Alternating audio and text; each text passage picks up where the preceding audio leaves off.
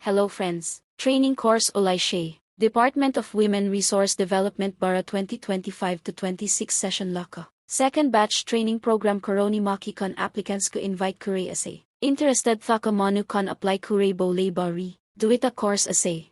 1. Baking and Confectionery. Location, Multi-Training Center, MTC, Kohima. Duration, August to October, 3 months. Eligibility ase.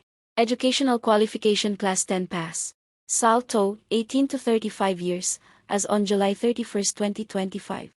2. Hairstyling. Location, Multi-Training Center, MTC, Kohima. Duration, August to October, 3 months. Eligibility ase.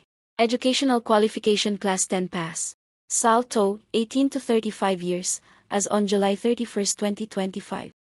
Application last date submission to August 6, 2025. Interview date August 11, 2025. Time 10:30 a.m. onwards.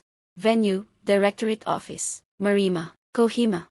Application first come first serve basis TE accept Karibo. Intake ratio 1:5 hobo course wise. Application to plain paper dili kilobo. Biodata. Duta recent passport photo.